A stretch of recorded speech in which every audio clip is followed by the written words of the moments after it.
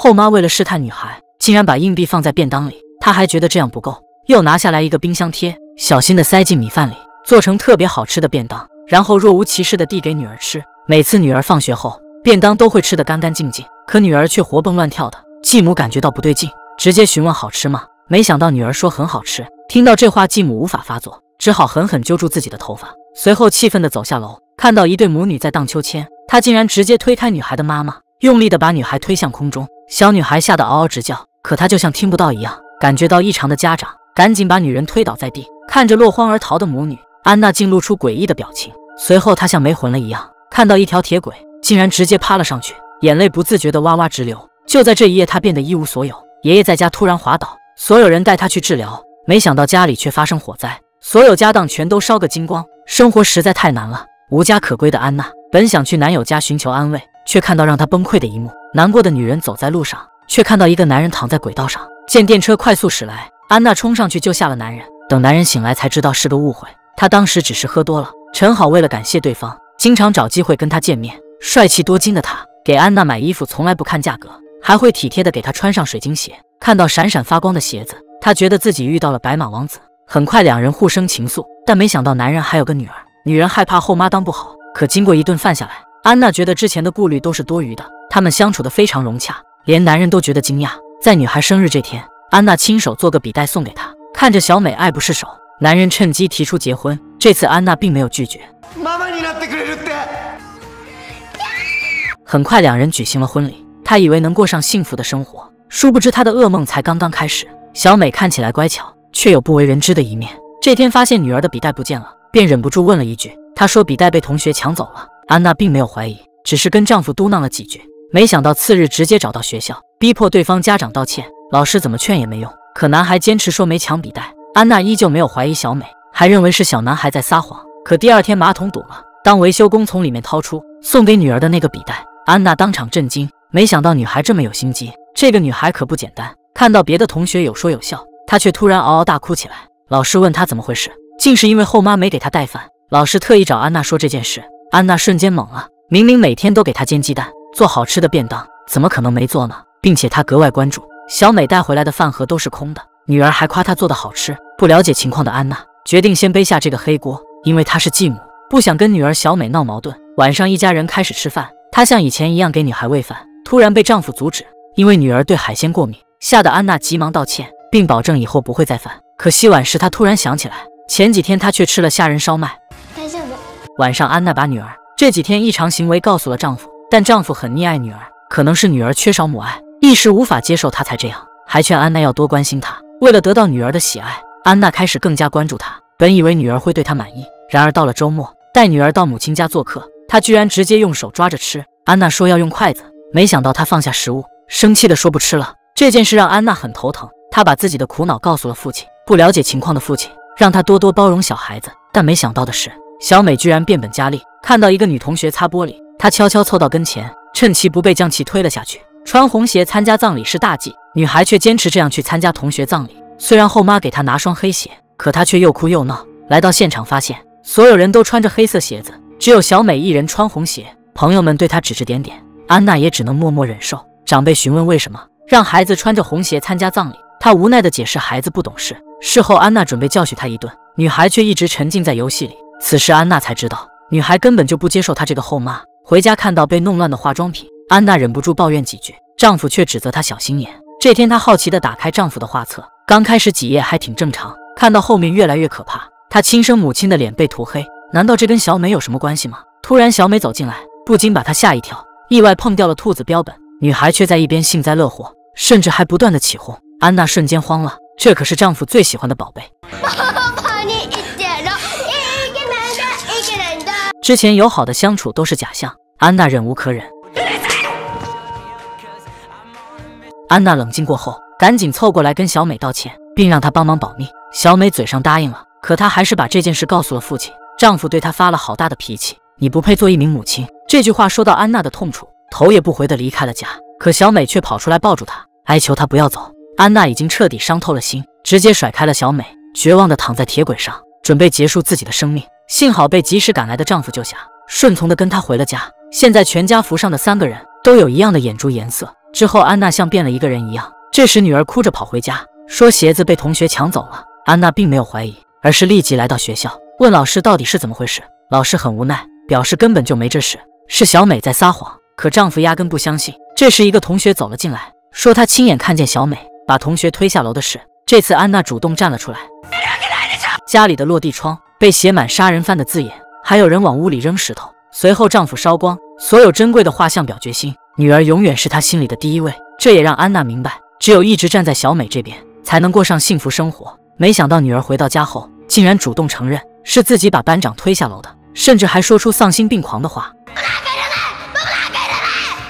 直到这时，他们才知道孩子变成这样是过分溺爱导致的。这时，安娜看见一个广告，突然有个大胆的想法。第二天，他们便伪装成医生，给同学们打预防针。上百支注射器用完了，男人才洗手收工。接着，恐怖的一幕出现了，走廊里躺满了孩子。等他们再次醒来，就会忘记小美杀人的事情，还会成为她的追随者。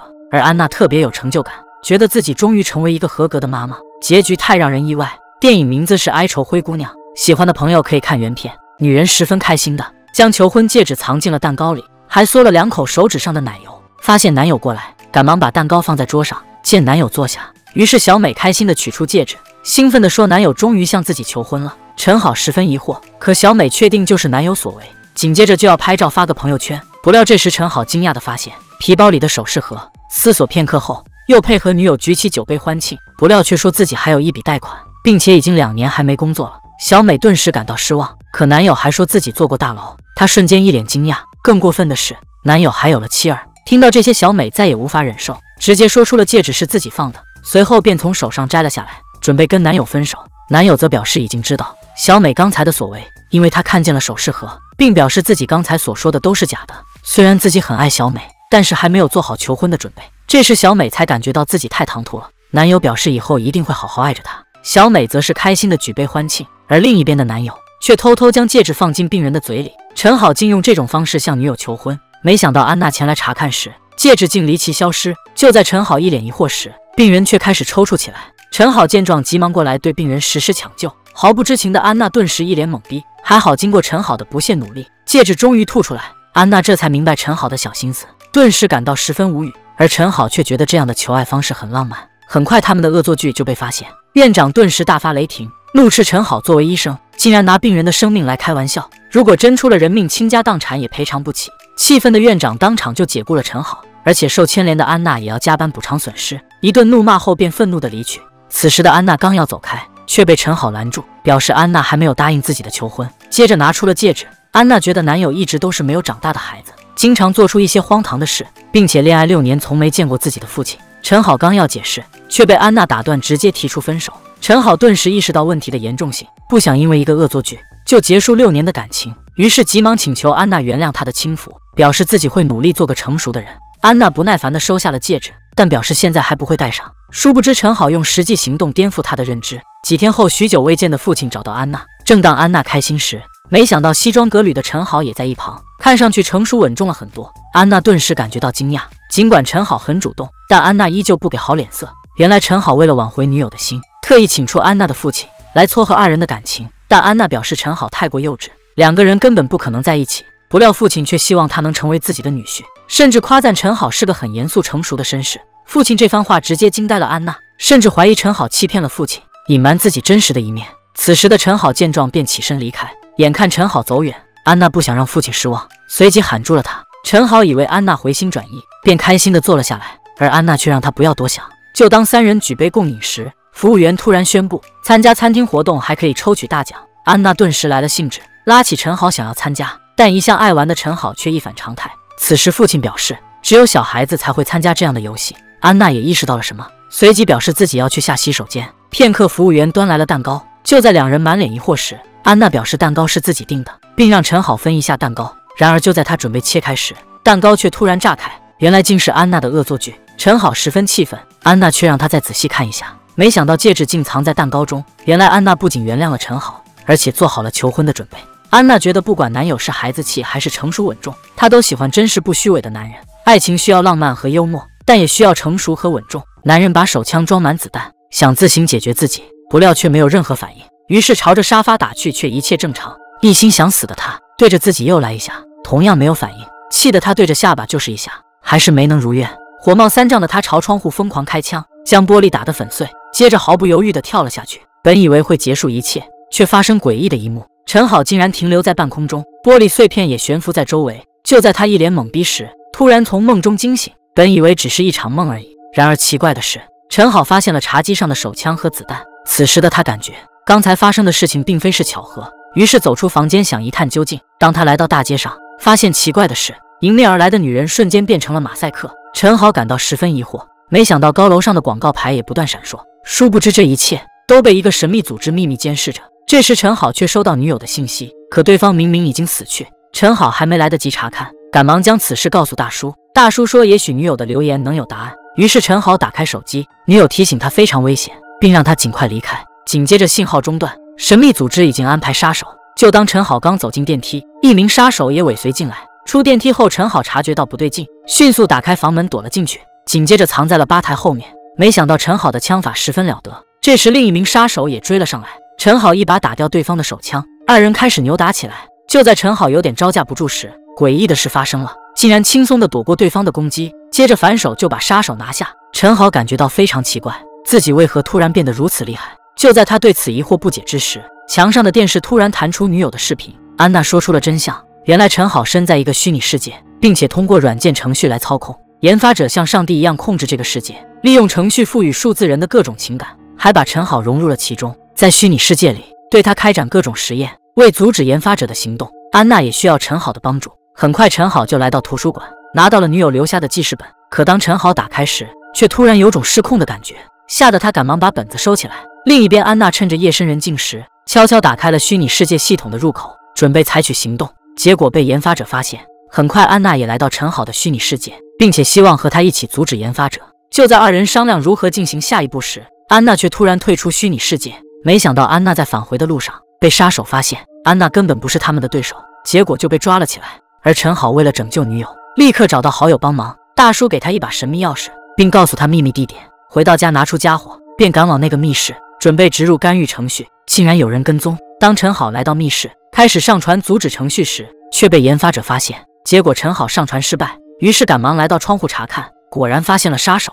于是拿出朋友给的钥匙，打开了柜子，拿出家伙准备抵抗。结果下一秒，陈好就被研发者带到一个地方，打算好好的折磨一下他。一心想成为上帝的研发者，只是随便操作一下按键，陈好的身体立马漂浮在半空。随着男人在不断的操控，陈好的身体也开始扭曲，折磨得痛苦不堪。可男人却显得十分得意。然而让他感到惊讶的是，随着陈好的一声怒吼，他的身形竟然开始逐渐恢复正常，接着一枪将男人打中。虽然虚拟世界里的男人被枪打死，但在现实之中的他却没有受到任何伤害。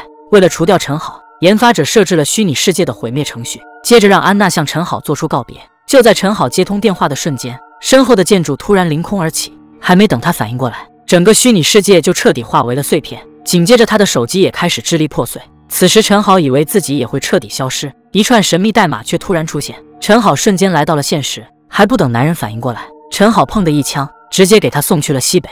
原来他们这个世界也不是真实的，而是个更高版本的虚拟空间，没有了外界的干扰。陈好也和女友在虚拟世界里过上了幸福美好的生活。这是电影升级，有喜欢的朋友可以看原片。